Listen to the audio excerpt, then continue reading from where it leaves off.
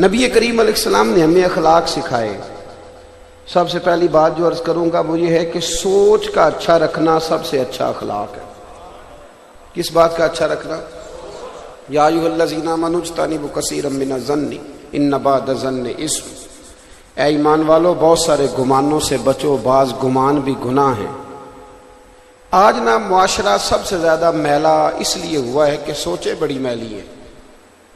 ہر بندہ ہی برا ہے ہماری نظر میں، ہر شخص ہی چھوٹا ہے، ہر آدمی حقیر ہے، ہر آدمی دنیا دار ہے، ہر آدمی برا ہے.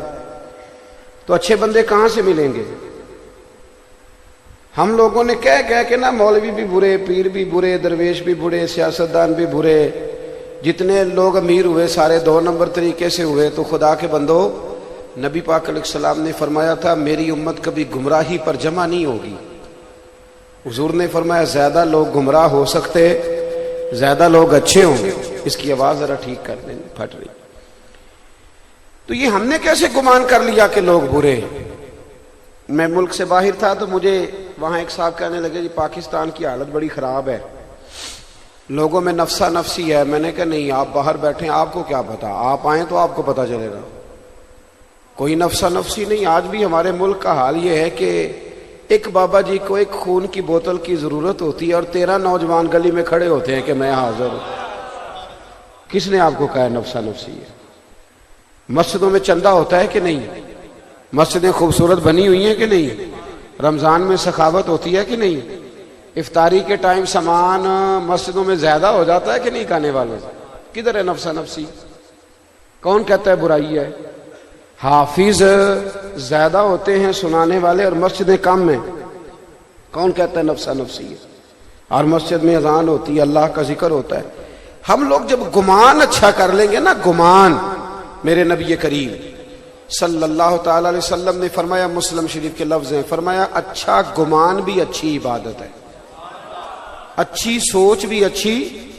تو کچھ نہ کر، بس اچھا سوچتا رہ، رب تجھے عبادت کا ثواب عطا فرمائے گا.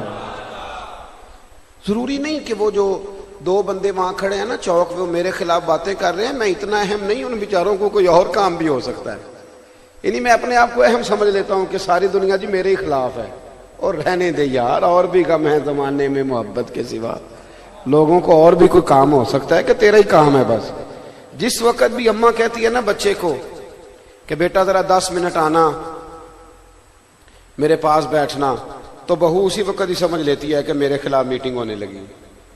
وہ بھئی اس کا بیٹا ہے، اس نے پالا ہے، جوان کیا ہے، 20 سال رہا ہے، جب تو نہیں آئی تھی تب بھی اس کے پاس تھا. تو یہ کیسی بات عجیب ہے کہ وہ جناب میرے خلاف ہی بات ہوگی. اسی طرح جس وقت بھی بیوی اپنے خامن سے کہتی ہے کہ ذرا علیحدگی میں میری بات سنیے گا، تو ضروری تو نہیں اس کا معنی یہی ہو، توجہ ہے نا میری بات پر، کہ وہ وہاں میٹنگ اسی طرح کی ہونے لگی ہے. یہ کوئی ضروری تو نہیں. ہوتا یہ ہے میرے عزیزو کہ ہمارا جب گمان اچھا ہوتا ہے، ہماری جب سوچ اچھی ہوتی ہے. نبی کریم علیہ الصلوۃ والسلام نے فرمایا تھا لوگوں کی جاسوسی نہ کرنا ورنہ تم لوگوں کو خراب کر دو گے. تمہاری جاسوسیاں خراب کر دیں گی، تباہ کر دیں گی معاشرے. اچھا ہی سوچ رکھیں، اچھے طریقے سے وقت گزارے. نبی کریم صلی اللہ علیہ وسلم گزرے، حضرت عمر فاروق فرماتے ہیں کہ حضور نے نیا نکاح فرمایا تھا، ایک زوجہ حضور کے ساتھ تھی، تو میرے قریب سے حضور گزرے تو 1-2 یہودی بھی کھڑے تھے. تو نبی کریم اپنی اہلیہ محترمہ کو، ام المومنین کو، زوجہ کو گھر چھوڑ کے تو واپس آئے اور میرے قریب آ کے کہنے لگے کہ عمر یہ کوئی غیر نہیں تھی، میری بیوی تھی. اور یہ کہہ کے حضور چلے گئے. حضرت عمر کہتے ہیں میں فٹافٹ پیچھے حاضر ہوا اور دست بساز کی، حضور میں نے کچھ سوچا تو نہیں، یہ آپ نے کیا فرمایا؟ نہیں، تیرے ساتھ جو لوگ کھڑے تھے وہ سوچ رہے تھے یہ بی بی کون ساتھ جا رہی ہے، تو میں نے ان کی بدگمانی کو دور کیا ہے.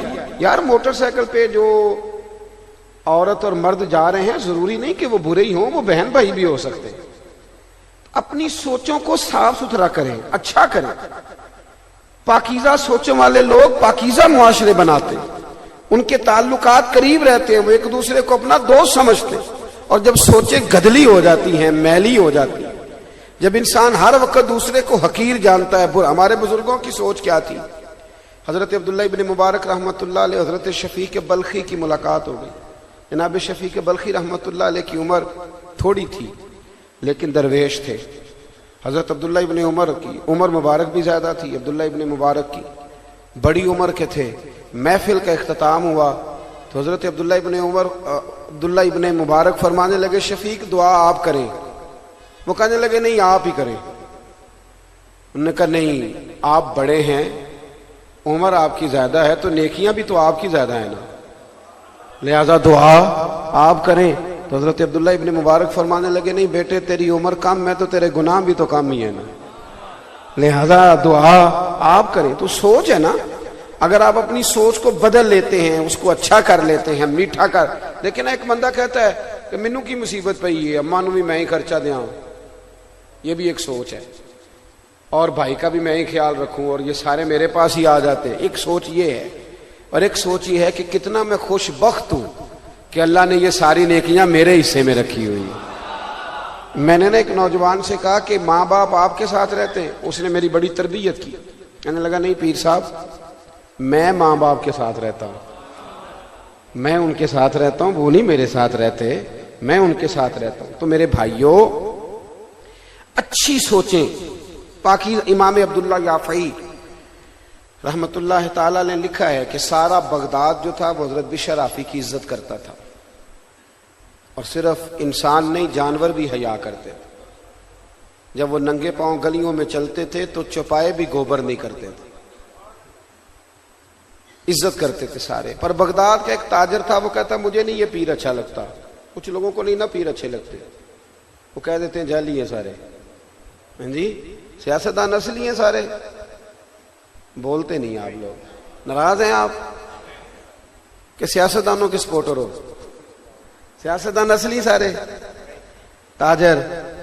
لیکن آپ دیکھ لیں جتنا پروپیگنڈا دینی لوگوں کے بارے میں کیا جاتا ہے، اور جب دینی لوگوں کی بات ہوتی ہے تو یہ سارے دنیا دار ایک پلیٹ فارم پہ جمع ہو جاتے ہیں. چلے میں ایک دعا کرتا ہوں، آپ آمین کہنا. دعا فرمائے اللہ اہل حق دینداروں کو ایک جگہ پہ جمع فرما دے. یار آمین تو کہہ دو کم از کم، اس میں اتنا تو تعاون کر دو نا آپ کی مہربانی. تو وہ کہنے لگا تاجر کہ مجھے نہیں اچھے لگتے تھے حضرت بشر آفی. بھائی تمہیں کیوں نہیں اچھے لگتے؟ تو دلیل سن لو. کہنے لگا جی وہ نا جمعے والے دن فرض پڑھ کے چلے جاتے ہیں، باقی نماز نہیں مسجد میں پڑھتے. وہ پتہ نا امام صاحب کو لوگ پابند کرتے ہیں، کہتے ہیں تو نے سنتوں سے پہلے آ کے مصلی پہ بیٹھنا ہے، اور عصر کی سنتوں سے بھی پہلے. مقتدی کی مرضی ہے وہ چوتھی رکعت میں شامل ہو یا تیسری میں، لیکن امام صاحب کو اس کو پابند کرنا ہے. کہتے جی قاری صاحب پہلیاں سنتا ہی نہیں پڑھتے، عصر کی بھی اور عشاء کی. تو میں کہتا ہوں جب اللہ پابند نہیں کرتا تو تم کیوں کرتے ہو؟ تو خیر مؤکد ہیں. جب اللہ رسول نہیں پابند کر رہے تو آپ یہ پابندی کیوں لگا رہے ہیں؟ بھائی نفل پر اللہ رسول پابند نہیں کر رہے، آپ کیوں کر رہے ہیں؟ آمدام برسر مطلب کہنے لگا جی مجھے اس لیے نہیں اچھے لگتے حضرت بشر آفی کہ وہ نہ جمعے والے دن فرض پڑھ کے چلے جاتے، باقی نماز مسجد میں ادا نہیں کرتے تھے. لوگوں نے بڑا سمجھایا تو وہ تاجر ایک دن کہنے لگا چلو میں تفتیش کرتا ہوں یہ بابا کہاں جاتا ہے نماز پڑھ کے. حضرت بشر آفی نے فرض مسجد میں جماعت کے ساتھ پڑھے، اور جیسے ہی آپ باہر نکلے نا وہ تاجر چھپ کے پیچھا کرنے لگا. اس نے دیکھا کہ جناب بشر آفی رحمت اللہ علیہ نا ایک نان بائی کی دکان سے نان خریدے. کہنے لگا اوہو مولوی کو بھوک نے ستایا تھا، اس لیے اس نے نہ نوافل اور سنتیں چھوڑ دیں. پھر آپ تھوڑا آگے بڑھے تو کباب لیے. کہنے لگا عمر دیکھو اور ذائقے دیکھو، اس عمر میں بھی کباب کھاتا ہے. کہتے پھر وہ تھوڑا آگے بڑھے اور جنگل میں وہ چلے گئے تو میرے دل میں پھر گمان آیا کہ بابا نا مریدوں سے چھپ کے سبزے پہ بیٹھ کے نان کباب کھائے گا اور واپس آئے گا تو خشک روٹی کھا کے لوگوں کو بتائے گا کہ میں سادہ ہوں. فرماتے ہیں کہ میں بدگمانی پہ بدگمانی کیے جا رہا تھا. جنگل کا تھوڑا سا راستہ جب گزرا نا تو ایک کچا مکان آیا، ٹاٹ کا پردہ، پرانے زمانے کی کنڈی. کہتے ہیں جناب بشر آفی نے دروازہ کھولا، اور جب آپ اندر گئے تو میں باہر سے دیکھ رہا تھا کہ ایک فالج زدہ بوڑھے بیمار بزرگ چارپائی پہ لیٹے، اور کہتے ہیں ان کے منہ سے رطوبتیں نکل رہی ہیں. جناب بشر آفی نے کھانا رکھا اور فٹافٹ پہلے بابا جی کو سیدھا کر کے لیٹایا، اور پھر ایک مٹکے سے پانی پیالے میں ڈالا، اور پھر اپنی پگڑی کھول کے اس میں ڈبو کے بابا جی کا منہ دھویا، اور پھر جب پہلا لقمہ بابا جی کے منہ میں رکھا تو بابا جی رو پڑے، کہنے لگے بشرافی یار مجھے تو اپنے بھی چھوڑ گئے، پر 14 سال ہو گئے تو روز میری روٹی لے کے آتا ہے، تو کب تک آئے گا؟ کب تک تو یہ ڈیوٹی کرے گا؟ میں زندہ لاش پتہ نہیں کب تک بنا رہوں گا، تو کب تک آئے گا؟ بس کر دے یار، چھوڑ دے، کب تک تو یہ ساری ڈیوٹیاں کرے گا؟ حضرت بشر عافی نے نا بابا جی کے آنسو پونچھے اور کہنے لگے اب نہ کہیے گا کہ آپ بوجھ ہیں، اب نہ کہیے گا، یہ جو سارا شہر میری عزت کرتا ہے، میں ننگے پاؤں چلتا ہوں تو چوپائے بھی گوبر نہیں کرتے، تو یہ میرے چلے اور عبادتوں کی وجہ سے نہیں، میں آپ کی خدمت کرتا رہتا ہوں تو رب نے مخلوق کے دلوں میں میری محبت پیدا فرما دی۔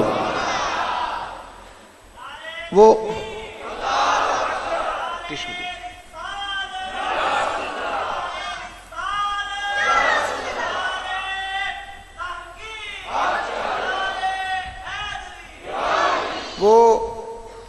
جب آپ نے یہ لفظ کہے کھانا کھلایا تو کہنے لگے بابا جی معاف کرنا مجھے دیر ہو گئی، جمعے کا دن تھا، ابھی تو میں نے سنتیں بھی پڑھنی ہیں، ابھی تو میرے نوافل باقی ہیں۔ یہ بات کر کے جناب بشر عافی رحمت اللہ علیہ جب باہر آئے نا، وہ تاجر کہتا میں دروازے پہ کھڑا تھا، حضرت نے دیکھا یہاں کیسے؟ کہتے میں نے کہا حضور معاف کر دے، جس چیز کو میں آپ کی غلطی سمجھتا تھا وہ تو سب سے بڑی نیکی نکل آئی ہے، ارے کچھ تو مجبوریاں رہی ہوں گی، یوں ہی کوئی بے وفا نہیں ہوتا۔ کہا جس کو میں آپ کی غلطی سمجھتا تھا وہ تو نیکی نکل آئی، قدموں میں بیٹھ گیا، کہا مرید کر لیں، فرمانے لگے ایک شرط ہے پہلے میری، ایک شرط کا، وہ کیا؟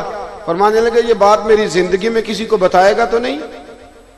یہاں پیر صاحب کی کرامت ہو جائے نا تو وہ فیس بک پہ دی جاتی ہے کمپنی کی مشہوری کے لیے، جڑے محرم راز حقیقت دے او تے راز حقیقت کھول دے ہی نہیں، اے جنہ ویکھیا نہیں او کرن گلاں، جنہ ویکھ لیا او تے بول دے ہی نہیں۔ یہاں تو بھائی بتایا جاتا ہے کہ دوسروں کو بھی بتانا جا کے کہ فرق پڑتا ہے تاکہ لائنیں لگ جائیں۔ خدا کے بندو وہ لوگ محفوظ کرتے تھے ان چیزوں کو تاکہ قیامت کے لیے ذخیرہ ہو جائے۔ حضرت بشر عافی رحمت اللہ تعالی علیہ کہنے لگے کسی کو بتائے گا تو نہیں، زندگی میں کسی سے بات نہ کرنا، اس میں بعد از انتقال بتائے، سوچ اچھی رکھیں۔ اللہ کا کوئی نیک بندہ اگر آپ کو ایسا نظر آئے کہ بظاہر آپ کو محسوس ہو کہ یہ غلطی ہے تو تعویل کریں، اس کا اچھا پہلو نکالنے کی کوشش کریں، لیکن بدگمانیاں اپنے دلوں میں بٹھا کے اپنے ذہن کو میلا نہ کریں۔